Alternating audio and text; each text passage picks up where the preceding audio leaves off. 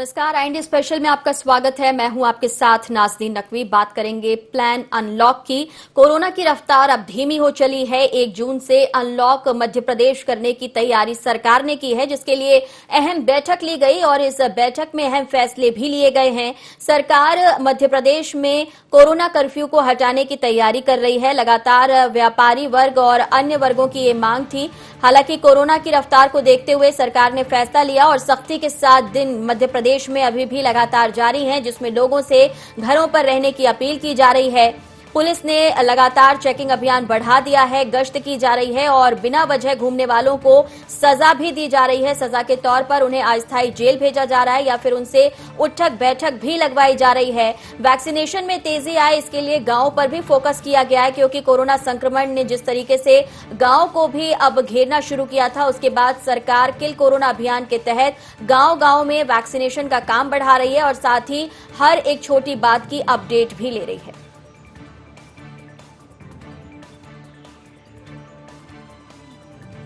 तो 30 मई से अनलॉक होने की प्रक्रिया जो है वो शुरू होगी।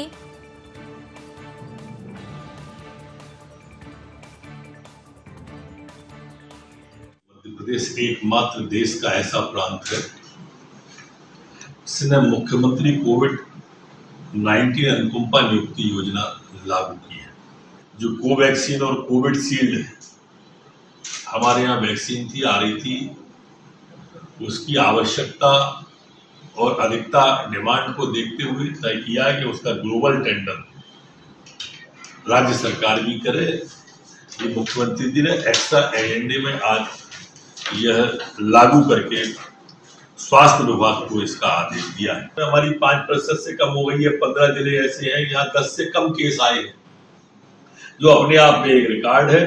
और इसलिए आज मुख्यमंत्री जी ने तय किया है कि 5 समितियां ऐसी हम बना रहे हैं मध्य प्रदेश के अंदर, जो एक तो अनलॉक किस तरह से किया जाए, मंत्रिमंडल की समिति इस पर अध्ययन करेगी अधिकारियों के साथ, क्राइसिस मैनेजमेंट कमेटियों के साथ में, नीचे के जनप्रतिनिधियों के साथ में, जिससे कि व्यवस्थित रूप से हमारा अनलॉक हो सके। तो लोक स्वास्थ्य और परिवार कल्याण विभाग में आज हमने जो विशेषज्ञों के पदों में स्वीकृति के लिए था, उसमें संशोधन का भी तय किया है और 25% पद सीधी भर्ती से और 75% पद हमने पदोन्नति से भरे जाने को आज स्वीकृति प्रदान की है। प्रधानमंत्री जी की पर ड्रॉप मोर क्रॉप जो योजना थी, उसको निरंतर रखने का भी आज तय किया है। हम अनलॉक की प्रक्रिया शुरू करेंगे, धीरे धीरे खोलने की प्रक्रिया शुरू करेंगे।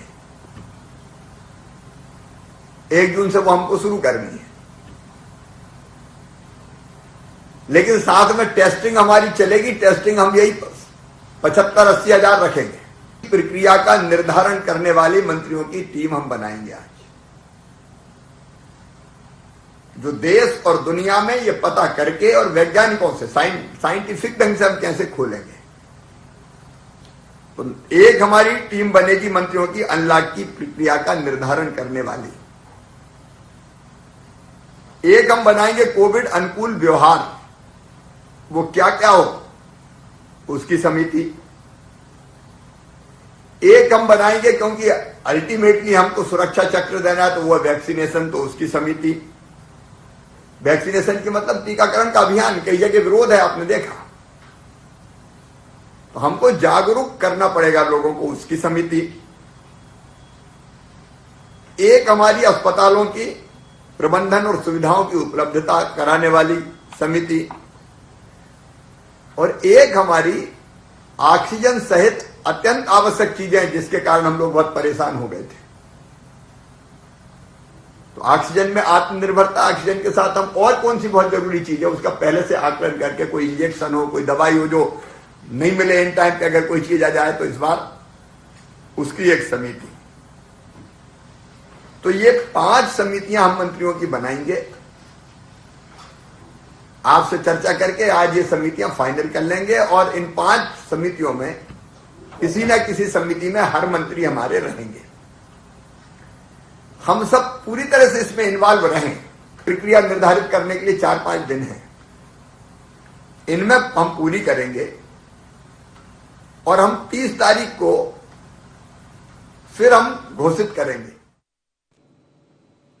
तो 30 तारीख यहां पर बताई जा रही है। अनलॉक की प्रक्रिया लगातार की जाए, इसकी मांग हो रही थी और इस पर अब काम करते हुए 5 मंत्रियों की समिति बनाने की बात जो है वो मुख्यमंत्री यहां पर कहते हुए नजर आए हैं।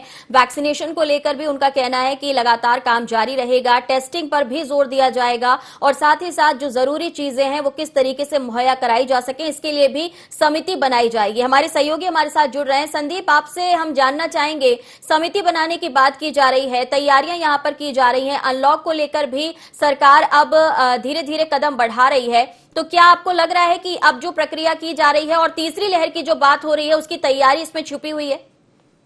बिल्कुल नाज़नीन, इस बात में कोई शक नहीं है, क्योंकि पिछली बार से जो कुछ भी हुआ, जो फर्स्ट वेव आया था कोरोना संक्रमण का, उससे कहीं न कहीं प्रदेश की सरकार ने सबक लिया है। और ये जो दूसरी लहर आई, यहाँ पर कहीं न कहीं सरकार के और आम नागरिक के कहीं न कहीं पसीने छूटे और उसका नतीजा ये रहा कि अब सरकार तीसरी वेव ना आए उसको लेकर के सरकार पहले ही तैयारी कर रही है। इसलिए जो 31 तारीख के बाद जो यानी कि 1 जून से जो अनलॉक होने जा रहा है प्रदेश, उसको लेकर के सरकार अभी से सजग है और अलग अलग से रणनीतियां तैयार कर रही है। अगर बात की जाए तो मुख्यमंत्री शिवराज सिंह चौहान ने जो फैसला किया है तो इसके लिए मंत्रियों की एक समिति गठित की जाएगी और चरणबद्ध तरीके से इसको लॉकडाउन को खोला जाएगा। यानी कि पूरी तरह से ऐसा नहीं है कि आम नागरिक को आजादी दी जाएगी, छोड़ दिया जाएगा कि जिस तरह से पिछली बार हुआ था। यानी कि अगर इस बार जो अनलॉक होगा तो अभी भी लोगों को एक जगह भीड़ जुटाने की कहीं से भी अनुमति नहीं रहेगी।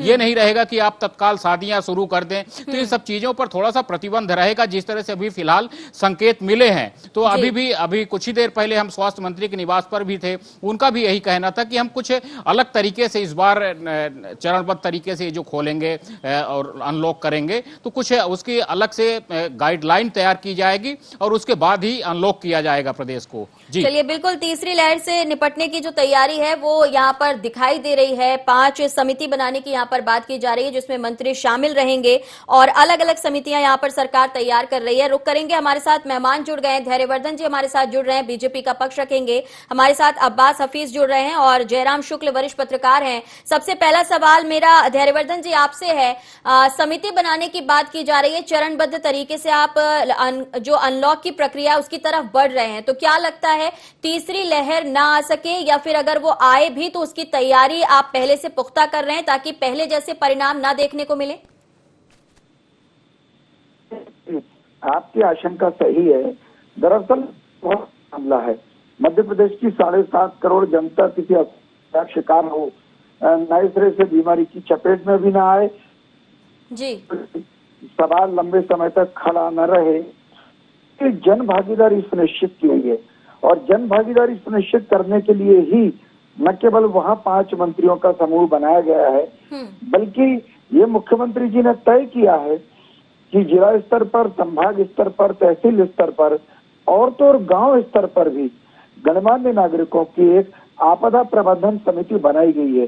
जिला मुख्यालय की जो समितियां हैं उसमें राजनीतिक लोगों के अलावा पत्रकार भी हैं, उसमें समाज सेवी हैं, व्यापारियों के प्रतिनिधि भी हैं, प्रशासनिक अधिकारी भी हैं, तमाम प्रकार के लोग हैं और उनका गठजोड़ मिलकर ही पर्याप्त विचार विमर्श के उपरांत यह तय करेगा कि हमारे जिले की या हमारे कार्यक्षेत्र की जिसके बारे में वो विचार कर रहे हैं वहाँ के जमीनी हालात क्या है, इस समय कितनी छूट दी जानी चाहिए और छूट देने का तरीका क्या होना चाहिए, कितना बाजार को अनलॉक करना है, अनलॉक भी किस सिस्टम में करना है, ये सब निर्णय उनको करना है। ठीक है, हर पहलू पर आप नजर रख रहे हैं। अब्बास हफीज हमारे साथ हैं, कांग्रेस के प्रवक्ता हैं। अब्बास, आप क्या कहना चाहेंगे, क्योंकि काम को लेकर, सरकार की नीतियों को लेकर कांग्रेस ने काफी सवाल खड़े किए, लेकिन अब जब एक बार फिर से अनलॉक की तरफ प्रदेश बढ़ने जा रहा है, आपको क्या लग रहा है अभी जो तैयारियां की जा रही हैं ये काफी हैं? मुझे लग रहा है कि अभी भी कथनी और करनी में बड़ा अंतर है नाज़नीन जी, और अभी भी भारतीय जनता पार्टी की सरकार दिखावे में लगी है जिससे कि उनकी जो नाकामी है वो छुपाई जा सके। आज आप देखिए कितना हास्यास्पद है, कितनी अजीब बात है कि वैक्सीनेशन की जागरूकता के लिए ये समिति बनाई जा रही है। वैक्सीनेशन की उपलब्धता क्या है, वैक्सीनेशन कितनी उपलब्ध है, वैक्सीनेशन की कमी से क्या हमारा प्रदेश और दूसरे प्रदेश भी क्या जूझ नहीं रहे हैं। आज उनका इंतजाम करना पहले होना चाहिए, ना कि ये सारी चीजें आगे की चीज यह है कि अनलॉक के बारे में जो समितियां बनाई जा रही हैं उसमें विपक्ष को कहां साथ लेने की बात कही गई है। अगर आप विशेषज्ञों को ले रहे हैं तो विपक्ष को भी लीजिए, अगर ले रहे हैं तो बहुत अच्छी बात है। लेकिन ले देकर यह है कि तीसरी वेव की बात की जा रही है, दूसरी वेव से अभी भी लोग जूझ रहे हैं।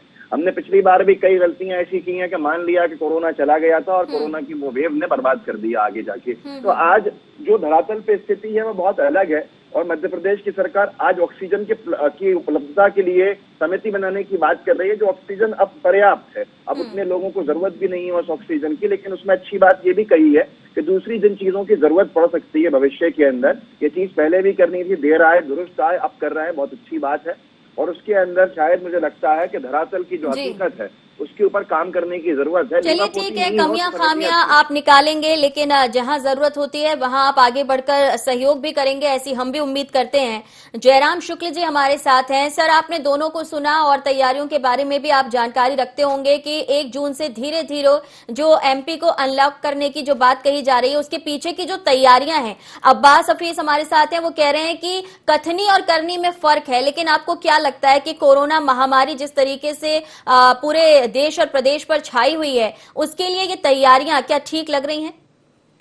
देखिए, एक अच्छी बात यह है कि दूसरी लहर जो आई और इसमें जो धोखा खाया सरकार ने जी और नीति नियंताओं ने, उससे सबक लिया है।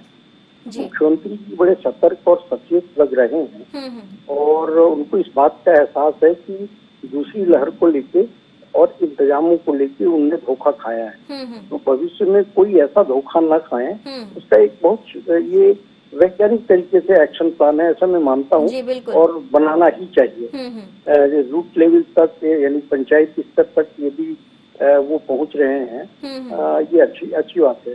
दूसरी चीज, मैं अपने मुख्यमंत्री को एप्रिशिएट इस बात के लिए भी करूंगा कि पूरे देश भर में जन भागीदारी के आधार पर उन्होंने ऑक्सीजन प्लांट्स और कोविड के वार्ड्स और ये सब कुछ इकट्ठा किए हैं। मैं रीवा की बात करता हूँ। रीवा में रिकॉर्ड, पूरे देश में रिकॉर्ड 2 दिन के भीतर 100 सिलेंडर पर डे कैपेसिटी का एक प्लांट लग गया, वो भी जन भागीदारी का, सरकार का एक पैसा नहीं लगा। जेपी रीवा सीमेंट है, वहाँ 500 वार्ड का वेल इस्टेब्लिश कोविड सेंटर बन गया, सरकार का उसमें भी एक पैसा नहीं लगा। तो ये इनिशिएटिव मुख्यमंत्री जी के इस तरीके की जो प्रैक्टिस कर रहे हैं, मुझे लगता है कि पूरे देश में पहले ऐसे मुख्यमंत्री होंगे जो एक एक जिले में जाकर और बारीकी से कोविड को लेकर मॉनिटरिंग की है। चलिए, बारीकी से कोविड को लेकर और उसे नियंत्रण करने को लेकर तैयारी की जा रही है। एक बार फिर से रुख करना चाहूंगी संदीप का। संदीप, कांग्रेस सवाल अब भी खड़े कर रही है, उसका कहना है जागरूकता तो आप कर रहे हैं, आप गांव की तरफ रुख भी कर रहे हैं, लेकिन वैक्सीन की जो कमी है वो सिर्फ यहाँ मध्य प्रदेश में नहीं बल्कि अन्य राज्यों से भी इस तरह की खबरें आ रही हैं। जो दाम राज्य सरकारें चुकाना चाहती हैं उसके बावजूद भी वैक्सीन केंद्र सरकार नहीं दे पा रही है। तो क्या आपको लगता है कि सारी तैयारियों के बीच एक चुनौती जो सरकार के सामने रहेगी वो वैक्सीनेशन को कर भी रहेगी? बिल्कुल नाजनीन, देखिए अगर हम बात करते हैं वैक्सीनेशन की तो वो चुनौती तो फिलहाल है और आगे भी रहेगी, क्योंकि जो वैक्सीन का प्रोडक्शन है वो भी अचानक ये कितना भी तेजी से बढ़ाएं तो एक साथ पूरे देश की जो आबादी है और प्रदेश की आबादी है उसको पूरा करना शायद कंपनियों के बस में नहीं है। लिहाजा जितना बनता प्रोडक्शन होता चला जा रहा है वैक्सीनों का, उसके हिसाब से सभी राज्यों को वितरित की जा रही है वैक्सीन, लगातार वैक्सीन की खेप आती चली जा रही है। एक चुनौती तो अपने आप में बनी हुई है। सरकार की कोशिश है कि जितना जल्दी हो सके वैक्सीन, तो वो वैक्सीनेशन का काम पूरा किया जाए, 18+ किया जाए, 45+ के जो किया गया था तो वो सभी को सरकार कोशिशें लगातार कर रही है। हमने भी देखा है लगातार सरकार जो वीसी के माध्यम से संपर्क करती है तो उसको हमने भी देखा है एक रिपोर्टर होने के नाते। तो सरकार तो फिलहाल कोशिश कर रही है, लेकिन यहाँ अगर हम विपक्ष की बात करें तो विपक्ष का निशाना साधना काम है उनका अपनी जगह पे। चलिए धैर्यवर्धन जी, वैक्सीनेशन की कमी को लेकर भी सवाल खड़े हो रहे हैं, चुनौतियां कई हैं सामने, क्योंकि अनलॉक करना मध्य प्रदेश को इतना आसान नहीं है। लोगों को समझाना पहले ही चुनौती भरा रहा, अब भी जिस तरीके से सख्ती की जा रही है बावजूद उसके लोग बिना कारण बाहर निकल रहे हैं। खतरा अभी टला नहीं है, लेकिन जिंदगी को चलाना है, ये कहना मुख्यमंत्री का, और इसी के चलते कोरोना कर्फ्यू हटाने की तैयारी। धैर्यवर्धन,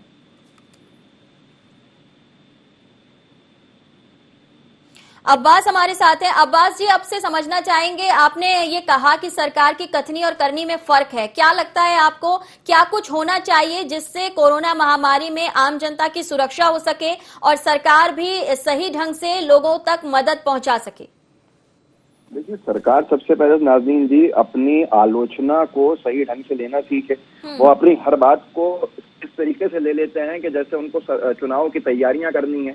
अगर उनकी आलोचना कहीं हो रही है तो वो उनको राय दी जा रही है, वो उसको आलोचना के तौर पे लेते हैं। कमलनाथ जी ने जो जो बातें कही उसको उन्होंने किस तरह से लिया आप जानते हैं। हमने कहा कि जितने लोग हैं जो कोरोना से जिनकी मौत हुई है उनके आंकड़े सही नहीं है शमशान घाटों के अंदर, और इनके जो कोविड प्रोटोकॉल्स हैं उनके जरिए सबको मुआवजा दीजिए। तो ऐसी बातों के ऊपर जिस तरह की वेंडेटा पॉलिटिक्स हुई है ये आपने देखा। कमलनाथ जी ने आज भी चिट्ठी लिखी है और कमलनाथ जी की चिट्ठी को लेकर जिसके अंदर उन्होंने ब्लैक फंगस के इंजेक्शन की उपलब्धता की बात भी कही है। अब यहाँ पर देखिए सारी चीजें हो रही हैं, लेकिन आज जरूरत क्या इन समितियों की है या ब्लैक फंगस से जो निजात पाने के लिए इंजेक्शन की कमी है उसको पूरा करने की है? ये सरकार की जो प्राथमिकता है ये समझ में नहीं आती। इसीलिए कहते हैं कथनी और करनी का बड़ा अंतर है। करना तो क्या आप ये है, कहना चाहते हैं कि सरकार ने जो समितियों का गठन किया है वो कोरोना से लड़ाई में बहुत ज्यादा मददगार साबित नहीं होने वाली? मैं कहता हूं, बहुत जिम्मेदारी से कहता हूं कि ये समितियां अच्छी हैं अगर ये लीपापोती के लिए नहीं बनाई गई हैं, लेकिन प्राथमिकता इन समितियों की आज शायद उतनी नहीं है जितनी ब्लैक फंगस के इंजेक्शन के इंतजाम की है और दूसरी तरह की जो बीमारियां आ रही हैं उनसे जनता को बचाने की है। ब्लैक फंगस के इंजेक्शन की उपलब्धता नहीं है, वैक्सीन की उपलब्धता नहीं है, तो ये समितियां करेंगी क्या? चलिए, जवाब देने के लिए धैर्यवर्धन एक बार फिर से हमारे साथ जुड़ गए हैं। धैर्यवर्धन जी, जवाब चाहेंगे? नाजरीन जी, देखिए, अब्बास हफीज साहब का ये आरोप बिल्कुल निराधार है कि सरकार ब्लैक फंगस की फिक्र नहीं कर रही है। सरकार ने समय रहते मध्य प्रदेश के 5 महानगरों में मेडिकल कॉलेज में इसके इलाज की व्यवस्था की है। फंगस के लिए अलग से वार्ड निर्धारित किया है। और जहां तक इंजेक्शन की बात है, भारत सरकार से इंजेक्शन भी मंगाए जा रहे हैं, विदेशों से इम्पोर्ट कर रही है भारत सरकार भी। अब देखिए, इस पर भी आरोप लगाया जा सकता है कि साहब इतना समय क्यों लग रहा है। तो मेरा जवाब इतना सा है कि ब्लैक फंगस कोई रूटीन की बीमारी नहीं है कि इसकी दवाइयां सहज भाव में उपलब्ध हो। आज हमारे सामने संकट जो खड़ा हुआ है वो यही है कि ये जो बीमारियां निकल करके आ रही हैं, इसके गिने चुने इंजेक्शन पूरे भारत में होते हैं। ये विदेशों में से हमें मंगाने पड़ते हैं या भारतीय कंपनियों का जिनका प्रोडक्शन है वो बहुत सीमित करती हैं। अब ऐसी स्थिति में अचानक से अगर बीमारी अपना इतना बड़ा रूप धारण कर ले तो उसके लिए कुछ समय तो चाहिए होता है। और सरकार विदेशों से भी इंजेक्शन मंगा रही है, बार बार मैं रिपीट कर रहा हूँ। और तमाम सारे मरीजों की जो परिस्थिति है वो इलाज के द्वारा ठीक होने की, उनको ऑपरेट किया जा रहा है, उनको ठीक किया जा रहा है। इक्का दुक्का लोग भले ही ब्लैक फंगस के कारण से अपनी जान गंवा बैठे, पर ज्यादातर लोग आज स्वस्थ होने की स्थिति में और अंडर ट्रीटमेंट है। चलिए, बिल्कुल आपका कहना ठीक है, चुनौतियां काफी सारी हैं और बीमारी भी जिस तरीके से लगातार अपना स्वरूप बदल रही है ये भी काफी चुनौतीपूर्ण है। जयराम शुक्ल जी हमारे साथ हैं। सर, बीमारी जो है, अगर हम ब्लैक फंगस की बात करें, इसमें भी अलग अलग वेरिएंट सामने आ रहे हैं। डॉक्टर्स के लिए भी ये चुनौती बनता जा रहा है। सरकार किस तरीके से इलाज मुहैया कराए, उसके लिए इंजेक्शन जो जरूरी है वो मंगवाएं। तो क्या आपको लग रहा है कि एक तरफ कोरोना कर्फ्यू हटाने की तैयारी और वहीं उसके साथ साथ ही चुनौतियां जो है वो भी बढ़ती जाएंगी? चुनौतियां तो देखिए हैं, हो सकता है कि कल कोई नए नाम की बीमारी या जैसे कोविड है तो कोई दूसरा भी आ सकता है, इसमें कोई संदेह नहीं। एक तो बहुत विचित्र दौर में ये दुनिया चली गई। ये एक जैविक युद्ध की शुरुआत है, आपके मान के चले। एक महत्वपूर्ण बात जो है कि कोविड की बीमारी से कम गंभीर भूख की बीमारी नहीं है, बेरोजगारी की बीमारी नहीं है। पिछले लॉकडाउन से और इस लॉकडाउन के बीच में 33 करोड़ लोग घर बैठ गए। न जाने कितने लोग मतलब गुर्बत की जिंदगी जी रहे हैं, भूख और प्यास की जिंदगी जी रहे हैं कैसे। तो ये बहुत जरूरी है कि हर चीज का संतुलन बना रहे, जिंदगी भी चलती रहे और महामारी से लड़ाई भी जारी रहे। आप देखें कि अमेरिका ने क्या मैसेज दिया, नो मास्क नो डिस्टेंस, है ना। हिंदुस्तान से ज्यादा मौतें वहाँ पे हुई हैं।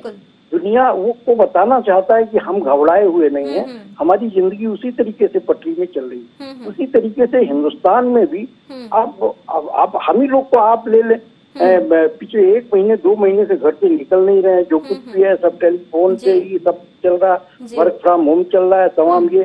तो माने छुट्टी और ये जो लोनीलेस है ये भी एक तो बीमारी ही आप मान के चलिए। बिल्कुल, कई लोग अवसाद से घिर गए, डिप्रेशन में चले गए, आप ये ठीक कह रहे हैं, लेकिन चुनौतियां बढ़ेंगी, काम भी जारी रहना चाहिए और इसी के लिए सरकार जो है अब तैयारी कर रही है। ऐसे में विपक्ष जो सवाल खड़े कर रहा है, क्या लगता है उसके सवालों में सच्चाई दिखाई दे रही है आपको या सियासत दिखाई दे रही है? देखिए विपक्ष का काम तो है, तो देखिए सही जहाँ गलतियां हैं वहाँ पे तो उंगलियां उठानी चाहिए, लेकिन राजनीति नहीं करनी चाहिए। और मुझे लगता है कि मध्य प्रदेश में क्या पूरे देश में राजनीति चली। अभी किस तरीके से कोविड को लेके देश को बदनाम किया जा सके, प्रधानमंत्री को बदनाम किया जा सके, सत्ता एस्टेब्लिशमेंट को बदनाम किया जा सके, उसके बड़े खुलासे हो रहे हैं। किस तरीके से एक कैंपेन के लिए टूल किट बनाई जा रही है, जबकि उस पे उसकी सत्ता पे बहस हो रही है। लेकिन पूरे दुनिया में इस देश की इमेज को किस तरीके से हम खराब करें, एक बड़ा तबका इस बात के लिए भी लगा हुआ है। तो राजनीति तो इसमें देखिए हो रही है, पूरी दुनिया में ये बीमारी का संकट है, लेकिन पूरी दुनिया में नहीं, लेकिन यहाँ पे ये भी देखना होगा कि अगर जो आप कह रहे हैं कि सत्ता पक्ष की छवि खराब करने की कोशिश की जा रही है, ऐसे में जो लोग छवि खराब करने की कोशिश कर रहे हैं, सत्ता पक्ष की नहीं, जी पूरे देश की, मैं सत्ता पक्ष की बात नहीं कर रहा हूं। चलिए ठीक है, अब्बास आप क्या कहना चाहेंगे? देश की छवि खराब हो रही है, सरकार प्रयासरत है कि सब कुछ पटरी पर लौट आए, जो लोग काम नहीं कर पा रहे हैं, घरों में बंद हैं, उन्हें भी काम की जरूरत है और ऐसे में धीरे धीरे पटरी पर लाने के लिए जिंदगी को इस तरह के फैसले लेने होंगे।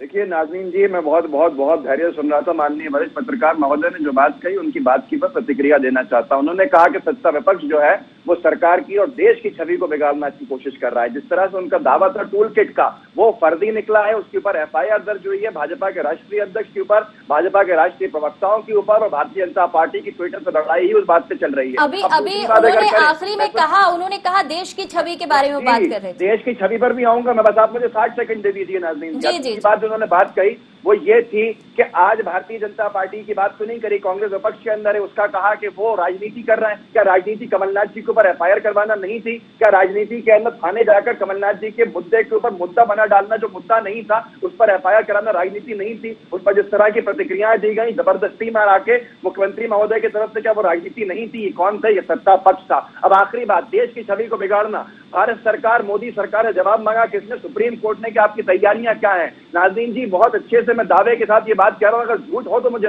FIR दर्ज करके अंदर कर दें शिवराज जी कि नरेंद्र मोदी जी की सरकार ने हलफनामा दिया है 5 दिन पहले और उसके अंदर इंडियन वेरिएंट कहा है कोरोना को, और ये लिखित के अंदर 35वें नंबर पेज के ऊपर दूसरे पैराग्राफ के अंदर है। क्या उनके ऊपर भी FIR दर्ज होगी? हर देश के अंदर जिस तरह का स्वरूप बनाया है कोरोना ने, क्या कोरोना कोई आतंकवादी संगठन है जिसका नाम ले दिया तो वो पूरा का पूरा देशद्रोह का मामला आ जाएगा? ये किस तरह की बातें की जाती हैं? और पत्रकार महोदय से आखिरी बात कहना चाहता हूँ, सुन रहे होंगे, लोकतंत्र का चौथा स्तंभ बन के रही है, आपसे गुजारिश है सिर्फ आप इस देश को बचाने वालों में से।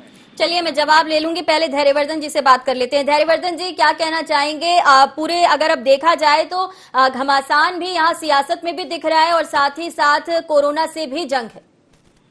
नाज़रीन जी बहुत फास्ट डायलॉग डिलीवरी के साथ हमारे कांग्रेस के मित्र ने लोगों को भ्रमित करने का प्रयास किया। देखिए कोरोना, इंडियन कोरोना और कोरोना वेरिएंट, इन दोनों में बड़ा अंतर है। वेरिएंट तो किसी भी शहर में, किसी भी जिले में, दुनिया के किसी भी हिस्से में किसी भी दिन बदल सकता है। हम सब जानते हैं कि वुहान वायरस का, अभी हम सेकंड म्यूटेशन की बात कर रहे थे, डबल म्यूटेशन की बात कर रहे थे, अब ट्रिपल म्यूटेशन की भी जांच हो रही है। म्यूटेशन बिल्कुल अलग चीज है, वेरिएंट अलग चीज है। पर आपने तो ये बता दिया कि जैसे कोरोना का जनक भारत हो, जिस ढंग से आपने प्रस्तुतिकरण किया कि मेरा भारत कोरोना, ये बहुत ही शर्मनाक था। और शर्मनाक इसलिए भी था कि आपने कहा मौका है आग लगा दो। कौन सी आग लगाना चाहते थे कमलनाथ जी?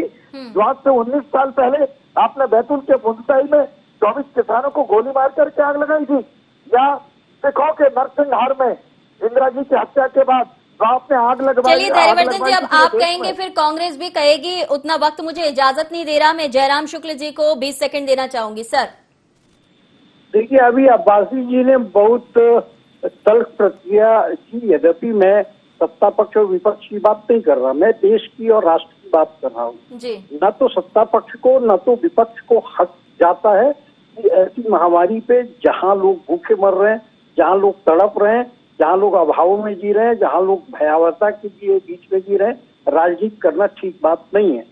वो इस तरीके से जो बातें पूरे देश में आ रही हैं और कौन लोग इसको उठा रहा है, किस तरीके से सोशल मीडिया में तमाम ये सब कुछ चल रहा है और किस तरीके से ये सब चीजें देश के बाहर तक पहुंच रही हैं, बाहर के मीडिया को भी इन्वॉल्व कर रहे हैं, वो कौन लोग हैं? मुझे चलिए, बिल्कुल ऐसे लोगों का भी पता लगाना चाहिए, क्योंकि ये मामला देश की छवि के साथ सीधे सीधे जुड़ता है। सियासत, आरोप प्रत्यारोप अपनी जगह है। आप सभी का बहुत शुक्रिया हमारे साथ जुड़ने के लिए। संदीप, आपका भी धन्यवाद जानकारी के लिए। तो अनलॉक की तरफ मध्य प्रदेश के कदम बढ़ रहे हैं। प्रदेश लगातार कोरोना से निपटने की तैयारी कर रहा है और उसमें काफी हद तक सफलता भी मिल रही है, लेकिन इसमें जन सहयोग की, विपक्ष के सहयोग की भी जरूरत है ताकि जिंदगी पटरी पर दोबारा लौट सके। फिलहाल IND स्पेशल में इतना ही। दीजिए इजाजत। नमस्कार।